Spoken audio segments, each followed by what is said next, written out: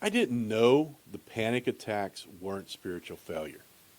I didn't know the exhaustion wasn't a lack of faith. And I definitely didn't know the battlefield I left in 1991 followed me straight into the pulpit.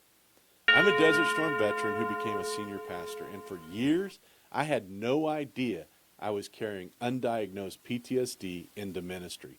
Not until it nearly destroyed my marriage, my calling, and my sanity. If you've ever felt like you're failing spiritually when something deeper is actually breaking emotionally, keep watching. Today, I'll show you the signs that look spiritual but are actually trauma, why pastors and veterans misdiagnose themselves, and the biblical path God uses to redeploy wounded leaders. Watch until the end. You'll finally have language for the pain you've been carrying alone.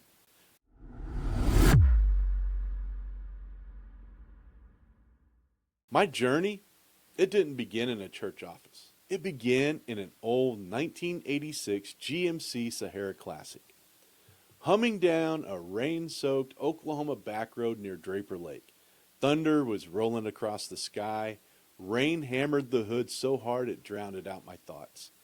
And in the middle of that storm, with the wipers barely keeping up, I gripped the steering wheel and I said out loud, God, what do you want for my life?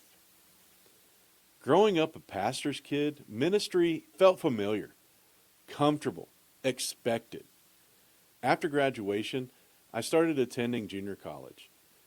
And I still didn't really have any direction in my life. And I had been on a couple of missions trips. And I really felt like God was calling me to go to Bible college. I didn't know where to go. And on one of these missions trips, a girl that I knew was going to North Central Bible College. And so I told my mom and dad, I want to enroll, I want to go. And so in 1987, I went to North Central Bible College. The girl decided not to go, but I went anyway. After one semester, I knew I wasn't ready. On the day I drove away from campus, Tracy, this girl I had met during freshman orientation, handed me a slip of paper with her home address in Wisconsin. I didn't think much about it. I don't know if she did either, but God did. Here's the first lesson most leaders never hear. Calling doesn't wait for emotional maturity. God plants seeds in seasons when we're not ready to carry the weight of them. He doesn't call the equipped. He equips the called. Your immaturity doesn't cancel God's intentionality. If your calling feels bigger than you, that's not a disqualification. That's actually the proof God is in it. Let me show you how that played out in my life. In 1988, I moved to San Diego with my parents. 2 months later, my dad gave me an ultimatum: go back to school or join the military. I enlisted in the Army. By 1989, I was stationed in Germany, young, isolated, and trying to figure out who I was. One night, sitting alone in the barracks, I found that old slip of paper with Tracy's address. And I wrote her a Christmas card. I bought a whole box, but hers was the most important. There was no romance, no flirting, just connection. She got the card because her parents hadn't moved yet, which was awesome. We started writing letters, casual, friendly, honest. I went home on leave and she decided to fly out to San Diego. For a week, we explored Southern California. San Diego, Hollywood, LA, beach roads, city lights, endless conversations. Still no dating. Still no physical relationship. Just two young adults who somehow fit. After Desert Storm, she visited again. We drove up to San Francisco to see my dad at the VA Blind Rehab Center in Palo Alto. But honestly, I spent most of that trip irritated. I found out she was dating someone. We weren't together. We had no commitment, but something in me didn't like it. Even through frustration, the connection, it didn't break. If anything, it deepened. That's when I realized God writes straight with crooked lines. In 1992, when I PCS, something inside me said, go see her. So I jumped in that GMC Sierra Classic and I drove 33 hours straight from Phoenix to Minneapolis. Exhausted, wired, determined. We spent time together. Then we drove over to Wisconsin to see her grandma and her parents. Quiet night of dinner, simple family setting. We had mentioned marriage in our letters, but it was only half jokingly. We was never really serious. Then her dad, he's quiet, observant. He looked at me once and he said, I'll see you in the fall. That was the only sentence he spoke to me all night. So driving back to Minneapolis, I wondered, what does that mean? We're not even dating. But God was already moving us towards something neither of us saw coming.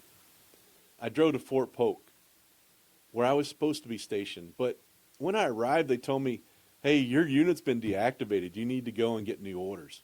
No prayer moment, no prophetic word, just an unexpected detour. They handed me a list, and I picked Fort Benning because my two best friends from Germany were there. No spirituality, just instinct, but it was precisely the path God was setting up. On my way from Polk to Benning, I stopped for the night in Mobile, Alabama. In that hotel room, I decided to give Tracy a call. And halfway through the conversation, she said, let's get married. It wasn't dramatic. It wasn't emotional. It was simple. And it was right. She came down to Fort Benning that Memorial Day weekend. We got engaged. And in that moment, we kissed for the first time. No dating history, no dramatic romance arc, just God writing a story neither of us planned. On July 7th, 1992, we got married. And her dad and Tracy's mom drove her down in September of that year with all of her stuff so that we could move into our apartment. He really did see me in the fall. So here's the truth leaders overlook. God can guide you through instincts, accidents, and detours. You don't have to be spiritually impressive to be divinely directed. Sometimes the most spiritual thing about your life is the thing you didn't plan at all. If your life looks messy, unplanned, confusing, God isn't confused. He's weaving. Now, watch what he did next. In 1993, I deployed to Korea for a year. Tracy moved in with my parents in California. My dad was pastoring out by the Salton Sea. When I PCS'd back to the United States in 1994, we reunited at Fort Riley. And Tracy said, when we get there, we're going back to church. And we did. On May 20th, 1995, at a men's retreat, God met me powerfully. Instantly delivered me from tobacco, instantly cleansed me of my military potty mouth, instant awakening of the call I'd felt in that GMC Sierra Classic. But what I didn't know is that deliverance heals the surface, not the deeper wound. From there, 1995, we moved to Tulsa, went to Spartan School of Aeronautics, started working for American Airlines. I was doing correspondence courses for my credentials with the Assemblies of God. 1998, I became a part-time youth pastor. 1999, my dad asked me to come to California to be his youth pastor. Became his youth pastor, then senior pastor. And on the outside, everything looked like my calling was being fulfilled. But inside, adoption trauma, financial collapse, betrayal, public humiliation, leadership wounds, and underneath all of it, unprocessed combat trauma. I was leading while bleeding, and I didn't even know it. Here's where most wounded leaders misdiagnose themselves. Here's the 3 signs it's PTSD, not spiritual failure. Number 1, vigilance feels like discernment, but your nervous system is scanning, not your spirit. Number 2, emotional numbness feels like burnout, but trauma shuts down your capacity to feel anything at all. Number 3, avoidance looks like focus, but you're not avoiding drama, you're avoiding pain. This is why so many pastors and veterans think they're failing God when really they're injured. I remember standing in the pulpit one Sunday, hands trembling, heart hammering, vision tunneling, and I whispered inside, God, am I failing you? But I wasn't failing. I was hurting. My body was reliving a war my soul never processed. And God wasn't punishing me.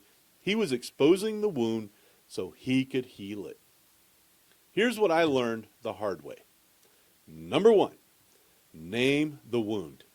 Diagnosis is not defeat, it's direction. Number two, slow down. Your soul needs rhythms your upbringing never taught you. Number three, feel. Feel what you've avoided. You can't heal what you won't acknowledge. Number four, let God redeploy you. Your wound isn't your disqualification, it's your assignment. Paul said, my grace is sufficient for you. My power is made perfect in weakness. 2 Corinthians 12:9. God doesn't discard wounded men. He redeploys them. He takes your limp and turns it into your authority. He takes your wound and turns it into a weapon against darkness. He takes your trauma and uses it to free others. If you're a pastor, a veteran, a leader fighting invisible battles, you're not weak, you're not failing, you're not disqualified. You're wounded. And God meets wounded men right where they collapse. This is not the end of your calling. This is your redeployment. If this hits home in February, I'm going to be leading a class of emotional and healthy spirituality because leaders don't fail from lack of calling. They fail from lack of inner health. I want you to join me in this process, February 2026. Leave me a comment that says, let's do this. And then today, start by downloading my free guide, a 7-day field manual for finding God on the trail of life. The link is going to be in the description, and you can scan the QR code in the video. Remember, you're not alone. You're not disqualified. You're redeployed.